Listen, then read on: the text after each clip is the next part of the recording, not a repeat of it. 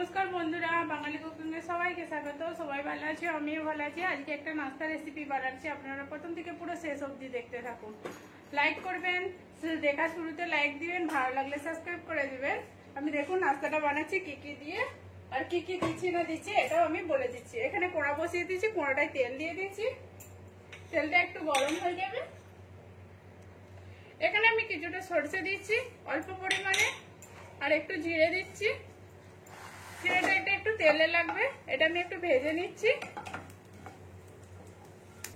এখানে আধা চামচের মতো আমি তুয়োর ডাল নিচ্ছি, আধা চামচের মতো আমি মুগ ডাল নিচ্ছি। এগুলোকে আমি একটু ভেজে নেব।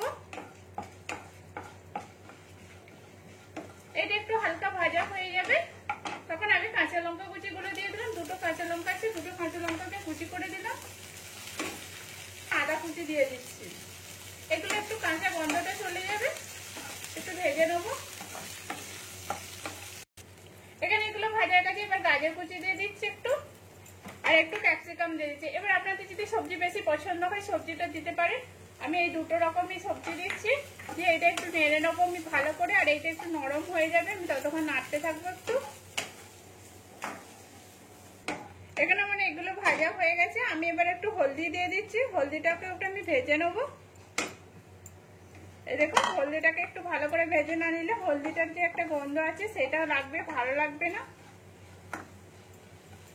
আর একটু স্বাদ অনুযায়ী আমি নুন দিয়ে দিচ্ছি, অল্প করে আমি নুন দিচ্ছি যাতে সবজিগুলো একটু ভালো করে সিদ্ধ হয়ে যায় আর নাড়াটাও লাগে। সবজিতেও বেশ নুনটা লাগলে স্বাদটা ভালো লাগবে। এর মধ্যে আমি এক বাটি সুজি দিয়ে দিচ্ছি। সুজিটাকে আমি হালকা করে নেড়ে দেবো, খুব ভালো করে আমি ভাজবো না।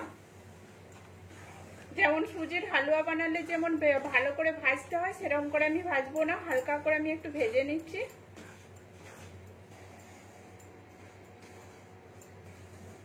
এখানে আমার সুজিটা নাড়া হয়ে গেছে, আমি সুজিটা এবারে নামিয়ে দিচ্ছি। সুজিটাকে আমি একটু ঠান্ডা হতে দেবো। এই দেখুন, আমি কিন্তু হালকা করে নেড়েছি, বেশি ভালো করে ভাজি না। নামিয়ে নিচ্ছি এটাকে। এখানে আমার সুজিটা নেড়ে আমি ঢেকে দিয়েছি, ঢেলে নিয়েছি। এবার এর মধ্যে আমি দই দিয়ে দিচ্ছি। এই দেখুন, আমি দইটা দিচ্ছি। দইটা দিয়ে আমি ভালো করে মাখিয়ে নেবো। আর এতে জল লাগবে, আমি জলও দিয়ে দেবো। দেখুন, আগে দইটা দিয়ে আমি ভালো করে মাখিয়ে নিচ্ছি, কতটা জল লাগে না লাগে তো ভালোভাবে বুঝে যাবে। এখানে আমি আধা বাটি দই নিয়েছিলাম, আবার আমি জলটা দিচ্ছি। জলটা দিয়ে আমি ভালো করে মাখিয়ে নিচ্ছি। এই দেখুন, ব্যাটারটা আমার একটু পাতলা হবে, খুব মোটা হবে না। এই দেখুন ব্যাটারটা আছে, এর মধ্যে আমি নুন দিয়ে দিচ্ছি স্বাদ অনুযায়ী, আর ধনেপাতা কুচি দিয়ে দিচ্ছি। ধনেপাতা কুচি দিয়ে নুনটা দিয়ে আমি ভালো করে ঘেটে নিচ্ছি। ঘেটে 10 মিনিটের মতো আমি রেখে দেবো এটাকে ঢেকে। আর তার মধ্যে এটা দিয়ে খাওয়ার জন্য একটা চাটনি বানাতে হয়, সেটাও আমি দেখাচ্ছি, সেটা আমি বানিয়ে নেবো। আমি চাটনি বানানোর জন্য আমি বাদাম নিয়েছি, বাদামগুলো ভেজে রেখেছিলাম, বাদামগুলো দিয়ে দিচ্ছি, খোলাটা ছাড়িয়েছিলাম। আর এখানে তুয়োর ডাল আছে আর মুগ ডাল আছে, এটাকেও আমি ভেজে নিয়েছি। এটা 1 চামচের মতো হবে। আমি 4-5টা রসুন দিচ্ছি, গোটা রসুন। একটুখানি আদা দিচ্ছি, একটু স্বাদ অনুযায়ী আমি নুন দেবো।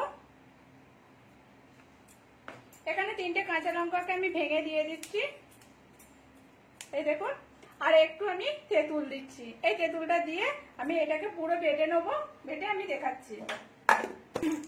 এখানে বাটিতে তেল দিয়ে দিয়েছি, তেলটাতে এখানে জিরে, সরষে আর শুকনো লঙ্কা দিয়ে দিচ্ছি ফোড়নে। এটা একটু ভেজে নেবো। এই দেখুন, এই তেলেতে গরম তেলেতে দিয়ে দিয়েছি, এটা ভাজা হয়ে গেছে। এই দেখুন, এখানে আমি যে ব্যাটারটা চাটনিটার জন্য বেটে রেখেছিলাম সেইটা আমি দিয়ে দিচ্ছি। এবার এটা আমি ভালো করে ঘেটে নিচ্ছি। আর এটা যদি কড়ি পাতা থাকে কড়ি পাতাও দিতে পারেন, আমার কাছে নেই, আমি ওই জন্য দিচ্ছি না। এটা আপনাদের অপশন। এটা ভালো করে ঘেটে নিচ্ছি, এটা খেতেও খুব সুন্দর টেস্টি লাগবে। এখানে আমার ব্যাটারটা 10 মিনিটের মতো হয়ে গেছে। এর মধ্যে আমি এবার খাবার সোডা দিয়ে দিচ্ছি। এই দেখুন, 1/2 চামচের একটু কম আমি সোডা দিয়ে দিচ্ছি। এটা ইনো থাকলে ইনোও দিতে পারেন, কোনো অসুবিধা নাই। আমি এবারে এটাকে ভালো করে এর সাথে ঘেটে নিচ্ছি। আর এইটা একটু আমি জল দেবো, কেন ব্যাটারটা আমার একটু পাতলা হবে।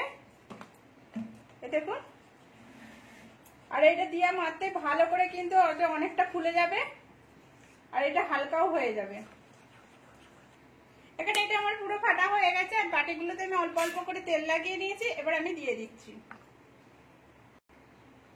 দেখুন আমি হাফটা হাফটা করে পুরো নিয়ে নিচ্ছি বাটিগুলোতে। আর এখানে আমি জলটাও বসিয়ে দিয়েছি কড়াতে। দেখুন এটাকে আমি ভালো করে একটু ঠেবে নেড়ে নিচ্ছি। এই দেখুন, আর এখানে আমি জলটা বসিয়ে দিয়েছি, জলটা আমার ফুটছে। এবার আমি বাটিগুলো এর মধ্যে বসিয়ে দেবো। বসে আমি ঢাকা দিয়ে দেবো, 10 মিনিটের মতো অপেক্ষা করবো আমি। এখানে আমি খুলে দেখছি কেমন হয়েছে। এই দেখুন কতটা ফুলে গেছে, আর আমি দেখছি কাঠিটা লাগিয়ে হয়েছে কিনা। এই দেখুন হয়ে গেছে, আমার লাগেনি। এটা এবার আমি নামিয়ে নেবো, নামিয়ে ঠান্ডা করে আমি এটাকে করে নেবো, বাটি থেকে বের করে নেবো। এই দেখুন এরকম করে আমি সবগুলোই বানিয়ে নেবো। কত সুন্দর হয়েছে দেখতে। এখানে আমার পুরো কমপ্লিট হয়ে গেছে।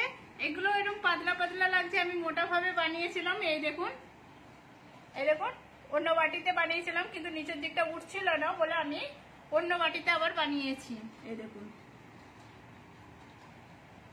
এটা কত সুন্দর পেছন দিকটা হয়েছে, সামনের দিকটা হয়েছে, কতটা নরম হয়েছে। এই দেখুন এটা দেখুন ভাগনে কত সুন্দর লাগবে। এই দেখুন, আর যেইটা আমার পুরোনো আগেরটা হয়েছিল আমি বাটিতে বানিয়েছিলাম সেটাও আমি দেখাচ্ছি। এই দেখুন, আর এই দেখুন আবার একটা হয়ে যাচ্ছে, পুরো সফট হয়েছে আর কত সুন্দর হয়েছে। আপনারাও এরকম করে বাড়িতে বানিয়ে দেখুন কেমন হয়েছে, সেটাও কমেন্ট করে বলবেন। ভালো লাগলে লাইক করবেন, শেয়ার করবেন আর সাবস্ক্রাইব করবেন, পাশে থাকবেন। আর চাটনিটার সাথে খুব মজাদার লাগবে। এই চাটনিটাও একবারের জন্য হলো বানাবেন, এর সাথে খেতে খুব সুন্দর লাগবে। এই দেখুন, এই দেখুন কত সুন্দর লাগছে।